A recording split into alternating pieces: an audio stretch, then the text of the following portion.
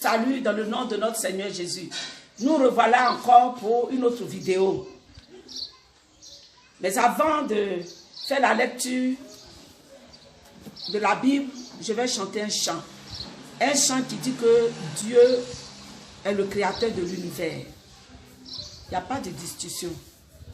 Dieu est créateur de l'univers. Dans le ciel, quand Jésus parle, le monde doit faire silence. Dans le ciel, quand Jésus parle, le monde doit faire silence. Le monde doit faire silence. Le monde doit faire silence. Dans le ciel, quand Jésus parle, le monde doit faire silence. Ce monde va faire silence. Ce monde va faire silence. Quand Jésus apparaîtra, le monde va faire silence. Oui, le monde va faire silence. Le monde va faire silence. Nous lisons notre passage dans Psaume 33, le verset 8 et le verset 9, et nous reviendrons sur le verset 18 et le verset 19. Je lis. Que toute la terre craigne l'Éternel, que tous les habitants du monde tremblent devant lui. Car il dit et la chose arrive, il ordonne et elle existe. Verset 18. Voici l'œil de l'Éternel est sur ceux qui le craignent et sur ceux qui espèrent en sa bonté, afin d'arracher leur âme à la mort et de les faire vivre au milieu de la famine. Alléluia. Que toute la terre craigne l'Éternel et que tous tremblent devant lui. Craignez Dieu. Craignez Dieu. Avec tout ce qui se passe, est-ce qu'un homme peut refuser de craindre Dieu? Tout est arrêté. Il faut que tous reconnaissent qu'il y a un Dieu créateur de la terre. La terre n'est pas le fruit d'un hasard, comme d'autres le pensent. La terre n'a pas été fabriquée par un homme. Mais la terre a été faite par le Créateur, le Dieu de l'univers. Alors craignez-le. Tremblez devant sa face. Aujourd'hui, beaucoup réalisent qu'il y a un Dieu qu'on doit chercher pour donner la solution à la terre. Beaucoup réalisent que celui qui a la terre, celui qui a créé la terre, celui qui est le propriétaire de la terre, est celui qui peut trouver la solution au problème de la terre. Avec cette pandémie, beaucoup cherchent le créateur de la terre pour apporter la solution de la terre. Il n'y a que le créateur de la terre qui peut apporter la solution à la terre. Personne d'autre. C'est pourquoi il dit que le sage ne dise pas que je suis sage. Sage, où est ta sagesse? Jusqu'où ta sagesse t'envoie? Aujourd'hui, ta sagesse est tombée. Ta sagesse est tombée. Tu continues de chercher. Ta sagesse est tombée. Toi, tu es fort. La Bible dit, ne dis pas que je suis fort. Parce que tu es tombé aussi. Tu es tombé. C'est un homme qui te relève. C'est un homme qui prend soin de toi. Parce que frappé par la pandémie, frappé par le coronavirus, où est ta force? Je suis fort. Où est ta force? Celui qui dit qu'il est riche, la Bible dit qu'il ne dise pas qu'il est riche. Il est riche par rapport à quoi? Tu as de l'argent dans ta main. Tu ne peux pas en disposer comme tu veux. Tu es confiné. Tu ne peux pas sortir pour t'acheter ce que tu veux. Non, tu ne peux plus sortir. Le riche, tu ne peux plus sortir pour faire ce que tu veux. Tu ne peux plus disposer de ta richesse. Ta richesse ne te sert plus en ces instants. Tout est fermé. Tu ne peux plus faire ce que tu veux. Toi qui es fort, jusqu'où ta force t'amène. Alors que tous reconnaissent qu'il y a un Dieu créateur de la terre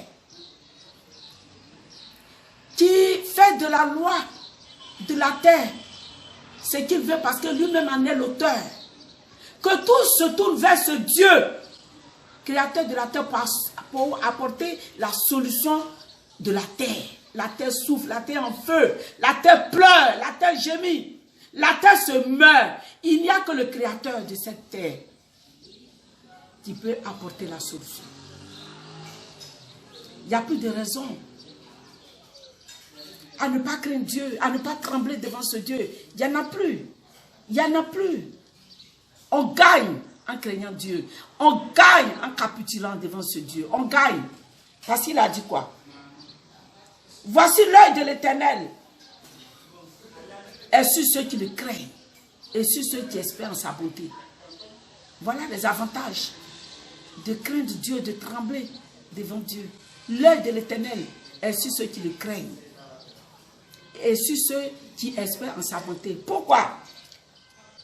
Parce qu'il les arrache. Il arrache leur âme de la mort et il les fait vivre au milieu du danger. Il les fait vivre au milieu de la maladie. Il les fait vivre au milieu du coronavirus. C'est ce qu'il a dit. C'est écrit. Il arrache leur âme de la mort et il les fait vivre au milieu de la famine. Il les fait vivre au milieu du danger. Il les fait vivre au milieu de la pandémie. Coronavirus. C'est écrit. Pour ceux qui craignent Dieu. C'est écrit. Donc, tu n'as plus de raison à t'opposer à Dieu. Tu n'as plus de raison à ne pas craindre Dieu. Parce que il y va de ton bonheur, de ta vie, de ta survie. Il a dit, ses yeux sont sur ceux qui le craignent et qui espèrent sa bonté. Tout est tombé. Les bateaux ont accosté. Les avions ont atterri, cloués au sol. Les projets sont tombés. Les constructions sont tombées. La politique est tombée. Tout est tombé. La terre s'est arrêtée. Il n'y a plus de vie sur la terre. Qui peut venir sauver la terre si ce n'est le Créateur? Tout est arrêté. Je vous dis, tout est arrêté. Mais comme il aime la terre, comme il aime les hommes, il a dit, tournez-vous vers moi. Je vais vous faire vivre au milieu de ce danger. Je vais vous faire vivre au milieu du coronavirus. Je vais vous faire vivre au milieu de la famine. Je serai sorti de la bouche de celui qui est amour. Il est amour. Il est amour. Il va revenir de sa colère si nous nous tournons vers lui. Il va revenir de sa colère si nous le craignons. Il va revenir de sa colère si nous tremblons devant lui comme il a dit. Il nous aime. Il nous aime. Et son amour est infini. Il nous aime d'une manière éternelle. Cet amour est encore là. À nous de nous tourner vers ce Dieu. À nous de trembler devant lui comme il a dit. À nous de le craindre. Alors, il nous fera vivre au milieu de ce danger qu'est le coronavirus. Est-ce que vous y croyez? Que Dieu vous bénisse. Croyez en cette parole. Et tournez-vous vers le Créateur qui a la solution de la terre, qui est sa créature. Nous allons prier. Nous te reconnaissons comme étant le Dieu suprême. Nous te reconnaissons comme étant le Créateur de la terre. Seigneur, c'est vrai. Beaucoup se sont opposés à toi. Beaucoup ont cherché un autre créateur que toi pour la terre. Mais aujourd'hui, Seigneur, les temps sont mauvais. Permets aux habitants de la terre de se tourner vers toi à travers cette pandémie, à travers ces difficultés, à travers ces morts en flot. Permets à chaque cœur de se tourner vers toi. Permets à chacun de se dire, celui qui peut apporter la solution, ce n'est que le Créateur de la terre. Touche les cœurs les plus incrédules, les riches qui ont mis leur confiance à l'argent, ceux qui ont mis leur confiance en leur force, ceux qui ont mis leur confiance en leur sagesse. Seigneur, viens au secours, qui capitulent, qui tremblent devant toi et qui reconnaissent que tu es Dieu. C'est alors que tes yeux seront sur eux pour les arracher leur âme de la mort et pour les faire vivre au milieu du coronavirus. Tous les cœurs. Que les cœurs les plus incrédules capitulent maintenant, Seigneur, et qu'ils reconnaissent que tu es Dieu, que tu es le roi et que tu reviens nous chercher. Seigneur, je vais prier avant de finir pour ceux qui souffrent, pour ceux qui sont en train de lutter entre la mort et la vie, pour ceux qui ont besoin d'air dans leurs poumons. Oui, parce que c'est cela. L'air n'entre plus dans les poumons et c'est cela la forme grave de la maladie. Tu as créé l'air pour les poumons, mais aujourd'hui, les poumons sont bien là, mais faibles. Ils n'arrivent plus à capter l'air. Seigneur, aie pitié. Seigneur, aie pitié de ceux qui souffrent dans mon pays. Aie pitié de ceux qui souffrent sur mon continent, le continent africain. Aie pitié de ceux qui souffrent sur les autres continents, dans les hôpitaux. Seigneur, que chacun t'appelle sur son lit. Que chacun ait la pensée de Dieu sur son lit, en gémissant, qui réalise qu'il y a un Dieu. Aie pitié et viens guérir. Aie pitié que ta colère s'apaise sur l'humanité, sur le monde que tu as aimé, le monde pour lequel tu as fait venir ton fils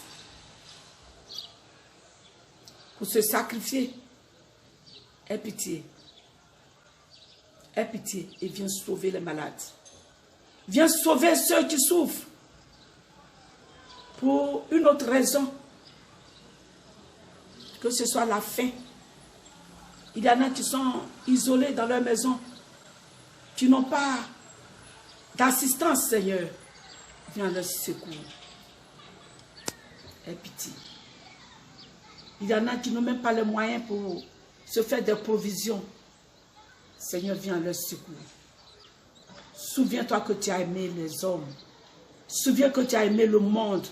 Souviens-toi, Seigneur, que tu as aimé le monde. Et reviens sur tes pas, Seigneur. Et délivre-nous de cette maladie. Tous nous pleurons, nous gémissons.